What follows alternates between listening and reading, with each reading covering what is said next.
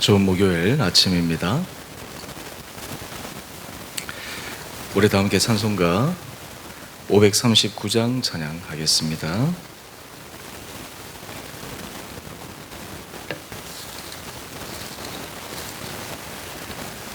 찬송가 539장입니다.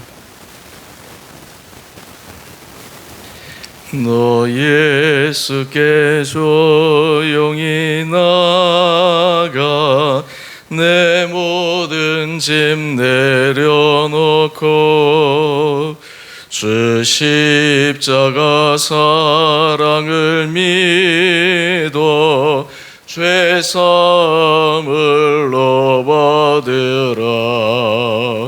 주 예수께 조용히 나가 내 마음을 쏟아놓으라. 너를 미리 보시는 주님 큰 은혜를 베푸시리. 주 예수의 은혜를 입어 내 슬픔이 없어지리. 내 이웃을 늘 사랑하여 너 받은 것 거저 주라. 주 예수께 조용히 나가 내 마음을 쏟아놓으라. 늘은 미리 보시는 주님 큰 은혜를 베푸시리. 주 예수를 친구로 삼아 늘 내 옆에 모시오라. 그 영원한 생명샘물에 내 마른 목 죽이어라. 주 예수께 조용히 나가 내 마음을 쏟아놓으라. 늘은 미리 보시는 주님 큰 은혜를 베푸시리. 너 주님과 사귀어 살며 새 생명이 넘치리라. 주 예수를 찾는 이 앞에 참 밝은 빛 비추어라. 주 예수께 조용히 나가 내 마음을 쏟아놓으라. 늘은 미리 보시는 주님 큰 은혜를 베푸시리. 아멘.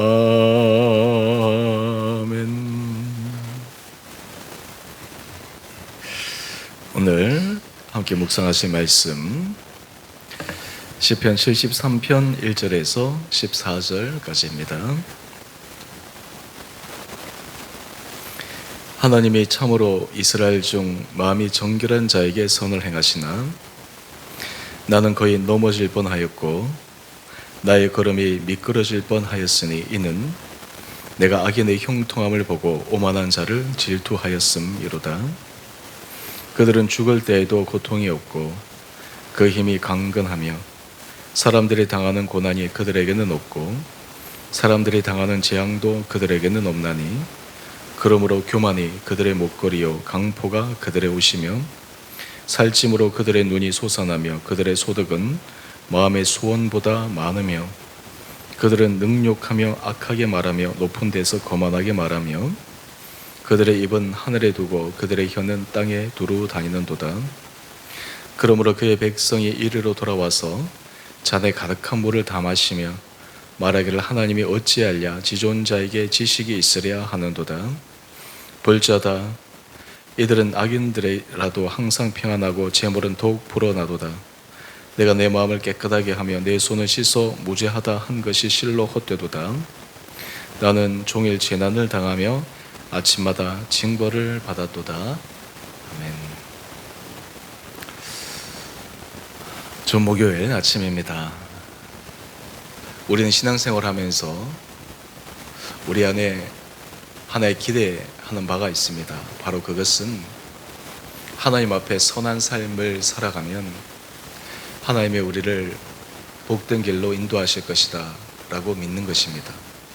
또 반대로 우리가 하나님 앞에 선한 삶을 살아가지 못하면 그에 상응하는 대가를 우리가 치르게 될 것이다 라고 하는 두려운 마음도 가지고 있습니다. 이것은 꼭 믿음이 있는 사람들에게만 있는 생각이 아닙니다. 보편적인 윤리, 도덕 훈련을 조금만 받은 사람이라면 악을 행하면 그 악을 행함에 대한 대가를 반드시 지불해야 된다라고 하는 그 무서움과 불안함, 두려움이 그 안에 있기 마련입니다. 근데 오늘 본문에 보면 이 세상이 꼭 그렇게 돌아가지 않는 현실에 대해서 한탄하는 한 정결한 삶의 고백을 우리가 묵상하게 됩니다. 혹시 여러분도 오늘 본문에 나오는 이 시편 저자의 고백처럼 여러분도 그런 생각이나 또한 그런 한탄을 하셨을지 모르겠지만 오늘 말씀을 통해서 우리가 우리의 믿음의 체계, 믿음의 소망 이런 것과 달리 어긋나 보이는 사람들을 통해서 우리 마음이 흔들리지 않는 믿음의 중심을 가지고 살아가기를 원합니다. 먼저 우리 1절 이하의 말씀을 한번 보십시다. 하나님이 참으로 이스라엘 중 마음이 정결한 자에게 선을 행하시나. 여러분, 이것은 우리가 보편적으로 믿음의 세계 안에 기대하고 바라는 바입니다.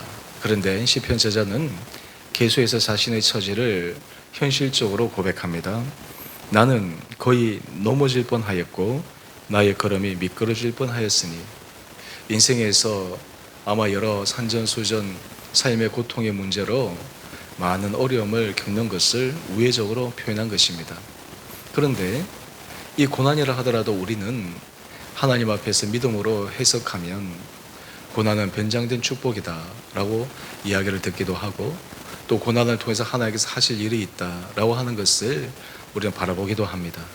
또한 그 고난의 이유를 나의 잘못 부조리로 인해서 일어난 것이라 우리는 생각하고 회개하고 돌이킬 때도 있고 때로는 욥의 고난처럼 내가 특별히 고난받을 만한 그런 분명한 그리고 실제적인 잘못을 하지 않았음에도 불구하고 하나님의 연단, 하나님의 시험 안에서 그 고난을 당할 수도 있다라고 하는 것을 배우기도 합니다. 하지만 문제는 이런 자신의 고난에 대한 믿음의 재해석이 아니라 잠깐 외부로 눈을 돌려보았을 때 믿지 않는 사람들, 오히려 거만하고 악을 행하고 하나님과 정반대의 길을 걸어가는 사람들, 그 사람들이 기대와 달리 이 세상의 복을 받는 것처럼 세상의 권력과 명예와 힘을 가진 것처럼 보일 때 그 마음이 괴롭다라고 하는 것을 시편 저자가 말씀하고 있습니다. 우리 3절 말씀을 한번 볼까요? 내가 악인의 형통함을 보고 오만한 자를 질투하였음이로다. 여러분, 이 문장 자체가 우리의 믿음 체계와 좀 다릅니다. 악인이 형통함을 여러분 믿으십니까? 악인이 형통할 수 있다라고 여러분들 기대하십니까? 물론 이것을 해석할 때, 이 말씀을 묵상할 때 우리는 이렇게 바라볼 수 있습니다. 이 악인의 형통함은 일시적인 것이요 잠깐적인 것이다. 결국에는 그 악인이 자신이 행한 일에 대한 대가를 반드시 지불하게 된다라고 하는 것을 우리가 생각할 수 있습니다. 그런데 이 시편 저자가 이 악인의 형통함을 바라보면서 충격적인 몇 가지 사실을 이야기합니다. 바로 4절 말씀인데요. 그들은 죽을 때도 고통이 없고 그 힘이 강건합니다. 죽을 때까지 그들에게 어떠한 고통도 임하지 않습니다. 5절 말씀을 보면 보통 사람들이 당하는 고난, 사람이라면 당연히 겪는 인생의 풍파, 이런 것들도 그들에게는 없어 보입니다. 뿐만 아니라 그들은 이러한 가운데서 그들의 교만은 하늘을 찌릅니다. 그들의 오만함은 모든 사람들의 마음을 휘어잡습니다. 그렇기 때문에 세상을 정말 안하무인격으로 살아가게 됩니다. 그 결과에 대해서 이 악인이라고 칭하는 이 사람들은 나는 괜찮아, 나는 아무리 해도 어떠한 처벌이나 어떠한 대가를 나는 받지 않아 라는 이러한 강팍한 마음을 가지고 살아감에도 그가 살아가는 현실 속에서는 아무런 일도 일어나지 않는다라고 하는 것입니다. 오늘 큐티의 제목을 보면 믿음을 흔드는 부조리한 세상, 이렇게 되어 있습니다. 여러분, 우리가 믿음의 세상, 믿음의 세계를 살아갈 때 이러한 사람들을 보면 우리 마음이 흔들리지 않습니까? 아니, 옳은 길, 선한 길, 하나님께서 인정하신 길을 걸어가야지 정반대의 길, 저것은 분명히 잘못된 길인데, 저것은 옳지 않는 길인데 오히려 그 길을 걸어가는 사람들이 더 승승장구하고, 오히려 선한 길, 믿음의 길, 옳은 길을 걸어가는 사람들은 고난을 당하고 고통을 당하고 삶의 좌절을 겪고, 이런 삶을 살아간다면 어떻게 우리가 믿음 안에서 굳건하게 살아갈 수 있겠습니까?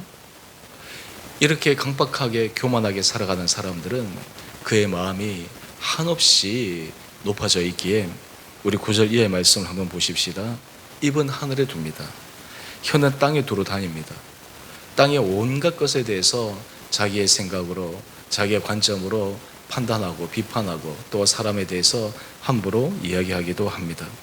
그러면서 우리 11절 말씀을 한번 볼까요? 사람에게서 그가 교만한 마음을 가질 뿐만 아니라 이제는 하나님에 대해서조차 그의 마음이 정말 선을 넘게 되는 것을 보여줍니다. 하나님이 어찌하랴 지존 자에게 지식이 있으랴. 이게 무슨 말입니까? 하나님이 정말 살아계시다면 하나님이 선악간에 판단하셔야 될 터인데, 물론 자기도 스스로 생각할 때 옳지 않다라는 것을 어느 정도는 알지 않겠습니까? 사람이 양심이라는 것이 있으면 어느 정도 윤리, 도덕, 그리고 법에 대해서 조금이라도 안다면 자신도 잘못하고 있다는 것, 불법을 행하고 있다는 것, 그리고 양심에 거리끼는 행동을 하고 있다라고 하는 것. 그런데도 아무런 일이 일어나지 않으니까 하나님을 조소하는 것입니다. 왜 그렇습니까? 우리 12절 말씀을 한번 보십시다. 악인들은 항상 평안하고 재물은 더욱 불어나도다. 얼마나 모순적인 일입니까? 평안함은 하나님이 주신 선물이라고 우리는 믿는데, 악을 행하는 사람들이 평안해 보입니다. 행복해 보입니다. 삶이 평탄해 보입니다. 그들의 재물은 더욱 불어납니다. 그 불어남이 우리 7절 말씀을 한번 보시죠. 7절 말씀을 보면 그들의 소득은 마음의 소원보다 많다. 우리가 보통 마음에서 기대하는 여러 소득, 또 소망, 이런 것보다 더 넘치게 들어온다는 것입니다. 사실 삶을 살아가면서 이것을 경험하는 사람들은 거의 극소수이지 않겠습니까? 많은 사람들이 자신이 기대하는 것, 자신이 원하는 것보다 적은 소득으로 인해서 힘들어하는데, 자신이 기대하는 것보다, 마음에 생각하는 것보다 더 많은 부가 들어옵니다. 여러분, 이러한 부조리한 현실을 보며 믿음으로 걸어가는 사람들이 어떻게 낙담하지 않을 수 있겠습니까? 여러분도 오늘 이 시편 저자의 이 고백을 여러분들이 묵상하면서 여러분들 안에 어떤 믿음의 생각이 드십니까? 오늘 우리가 이 가운데서 몇 가지 분명하게 규정해야 될 개념이 있습니다. 제가 어제 수요 성경 공부할 때 우리 참석한 성도님들에게 질문을 했는데요. 우리가 하나님 앞에 복을 받았다라고 하는 그 기준이 무엇인가? 우리가 복받은 자라고 하는 것이 무엇인가? 라고 하는 규정입니다. 시편은 하나님 앞에서 복받는 자의 길을 우리에게 말씀하고 있습니다. 전체 표제어며 또한 동시에 전체 주제의 핵심 내용인 시편 1편으로 우리가 잠시 돌아가 볼 필요가 있습니다. 시편 1편 1절은 우리에게 이렇게 얘기합니다. 복 있는 사람은 악인들의 꾀를 따르지 아니하고 죄인들의 길에 서지 아니하고 오만한 자들의 자리에 앉지 아니하고, 복 있는 사람은 하나님께서 기뻐하시지 않는 그 악인들, 죄인들, 오만한 자들의 길을 따라가지 않는 사람이다 라고 하는 것입니다.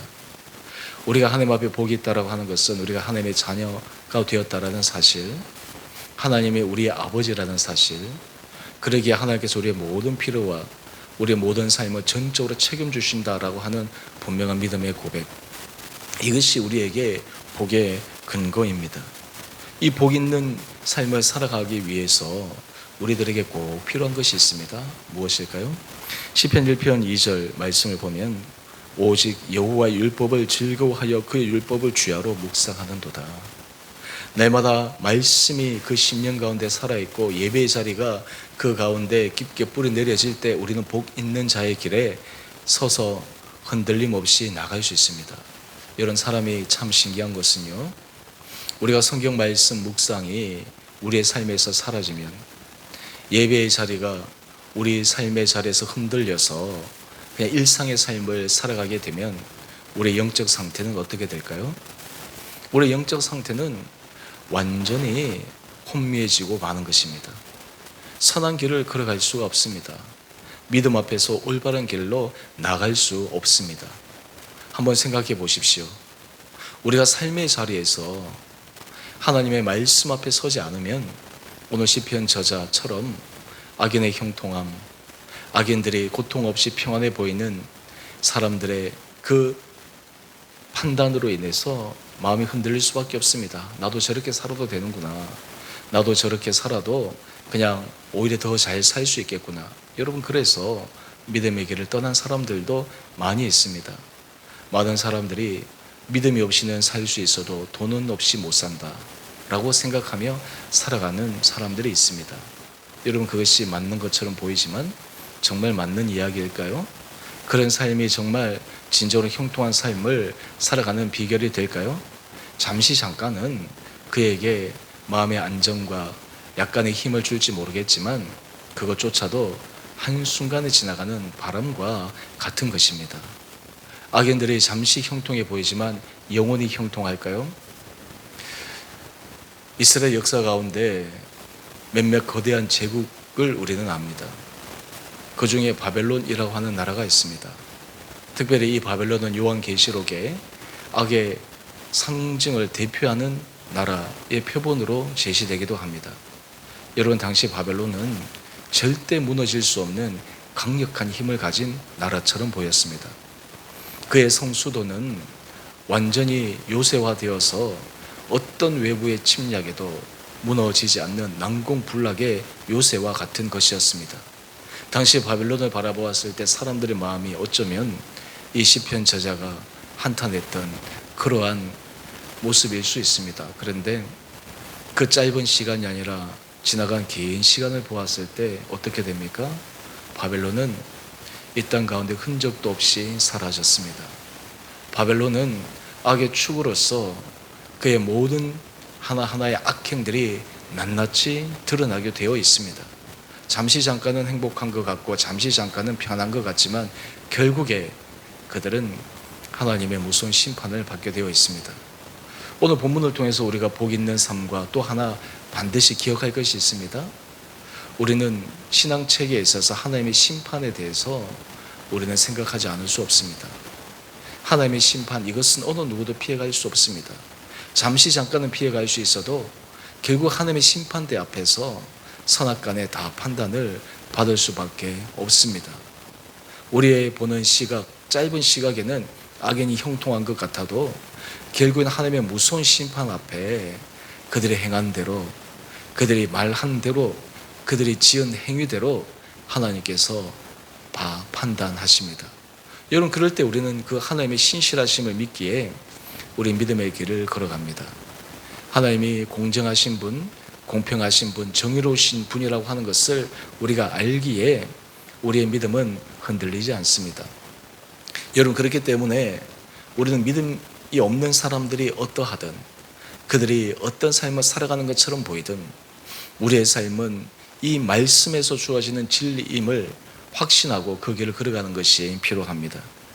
마태복음 6장 19절 말씀을 보면 보물을 땅에 쌓아두지 말라 말씀하고 있습니다.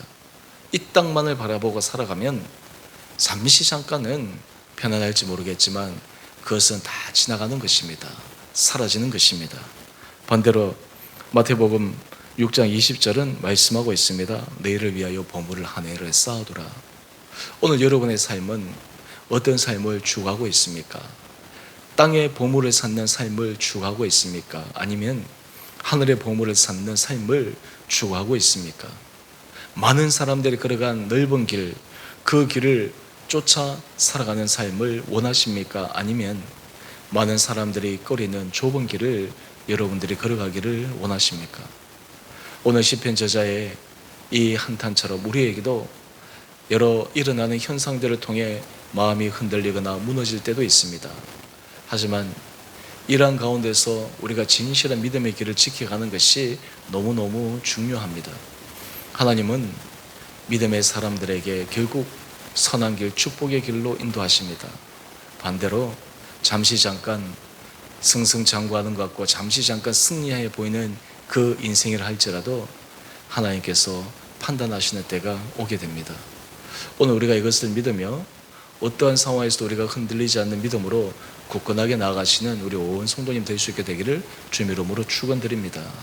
우리가 말씀이 없으면, 예배의 자리가 흔들리면 결국 우리는 이 세상에 휩싸이게 되어 있습니다. 우리가 깨어 있지 않으면 우리는 시험에 들 수밖에 없습니다.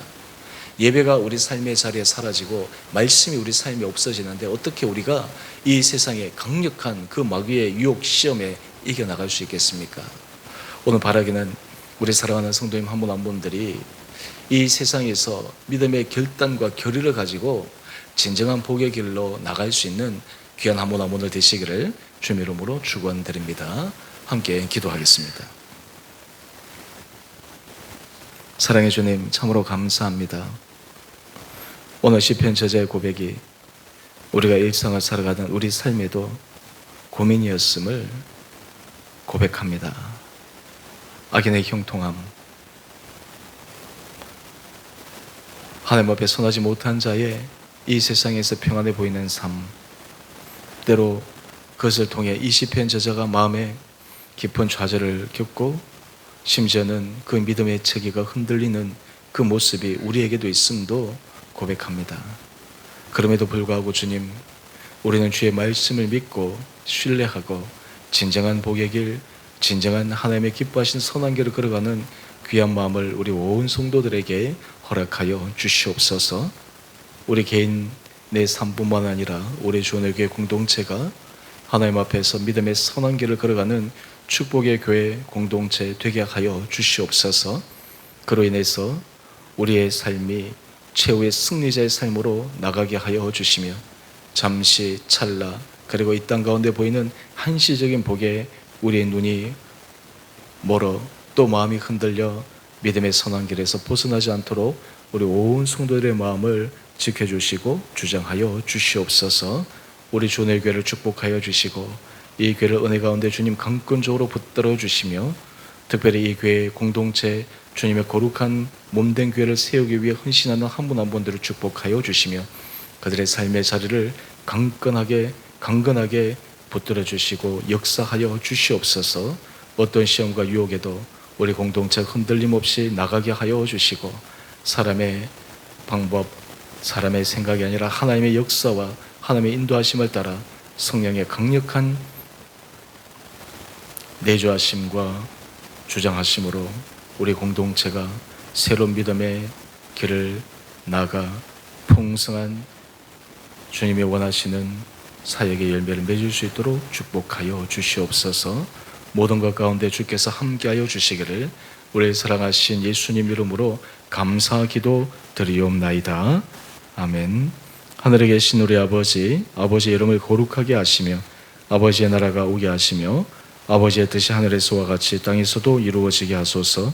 오늘 우리에게 일용할 양식을 주시고 우리가 우리에게 잘못한 사람을 용서하여 준 것 같이 우리의 죄를 용서하여 주시고 우리를 시험에 빠지지 않게 하시고 악에서 구하소서. 나라와 권능과 영광이 영원히 아버지의 것입니다. 아멘. 오늘도 믿음으로 승리하시는 복된 하루 되시기를 바랍니다.